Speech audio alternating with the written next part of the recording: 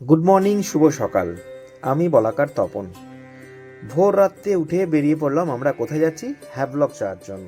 প্রতিটা ভ্রমণসাথীর মুখে একটা আলাদাই মানে কি বলবো, উত্তেজনা যে নটিকাতে আমরা যাচ্ছি। নটিকায় আজকে জাহাজে করে সমুদ্রে নীল জল পেরিয়ে আমরা যাব হ্যাভলকে। পুরো এয়ারপোর্টের মতোই সিস্টেম, একদম যেভাবে বোর্ডিং পাস হয় সেভাবে বোর্ডিং পাস হয়ে আমরা নটিকার পথে। আন্দামানে নটিকাতে সত্যি কথা বলতে যাওয়ার একটা আলাদাই মজা। পোর্ট ব্লেয়ার থেকে হ্যাভলক, সমুদ্রের বুক চিরে সেই যাত্রা যেন এক স্বপ্নের শুরু হবে প্রতিটা ভ্রমণসাথীর কাছে। দুটো ক্যাটাগরির সিট আছে নটিকাতে, একটা আছে নিচে, একটা ওপরে। তো যাই হোক, মোটামুটি খুব আরামদায়ক জার্নি নটিকার। কম বেশি একটা 1700-1800 টাকা করে ট্রিপের ভাড়া, মানে পোর্ট ব্লেয়ার থেকে হ্যাভলক, হ্যাভলক থেকে নীল, আবার নীল থেকে পোর্ট ব্লেয়ার। এই হচ্ছে জার্নি নটিকার।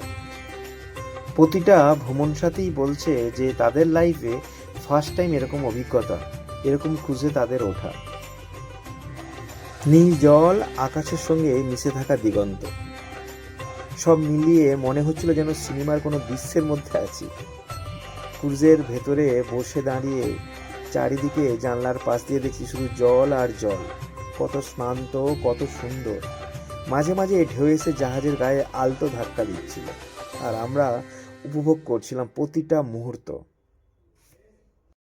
আমরা প্রায় 1.5 ঘন্টা জার্নির পর এসে পৌঁছালাম হ্যাভলক। হ্যাভলকে যেহেতু আমরা সঙ্গে সঙ্গে রুম পাবো না, তাই আমরা প্রথম থেকেই সিদ্ধান্ত নিয়েছিলাম যে এখান থেকে নেমেই আমরা প্রথম চলে যাব রাধানগর বিচ। কারণ সমুদ্রে স্নান করবে বলে সবাই রেডি, সেইভাবে একদম জামা কাপড় গুছিয়ে পোর্ট ব্লেয়ারে থেকে এনেছে হ্যাভলকে রাধানগর বিচে স্নান করবে বলে। তো যাই হোক, আমরা দেরি না করেই চলে এলাম রাধানগর বিচ।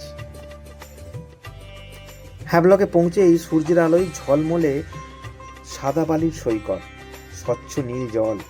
ভ্রমণ সাথীরা থাকতে পারে, নেমে পড়লো সব জলে স্নান করার জন্য। সত্যি সবকিছু দেখে মনে হচ্ছিল পোস্ট কার্ডের মতো সুন্দর। সমস্ত ভ্রমণ সাথীকে বলে দিয়েছিলাম, একদম টাইমিং দিয়েছিলাম, একদম কেউ উঠতেই চাইছিল না 1 ঘন্টা জলে। যদিও এখানে জল থেকে উঠেই ওয়াশরুম আছে, ফ্রেশ হওয়ার জন্য ছেলে মেয়েদের দুজনেরই ওয়াশরুম আছে, অবশ্যই টেবিল। তো যাই হোক, হ্যাভলকে রাধানগর বিচে সত্যি সমুদ্রের যে জল, সবচেয়ে বড় কথা এখানে স্নান করলে গায়ে একটু বালি লাগে না।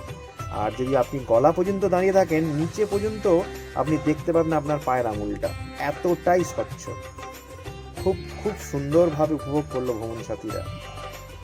যাই হোক, মোটামুটি আমরা এখানে কম বেশি 1-1.5 ঘন্টা কাটিয়ে এবার আমাদেরকে ফিরে যেতে হবে হোটেলের উদ্দেশ্যে। ভালো থাকবেন, আবার দেখা হবে।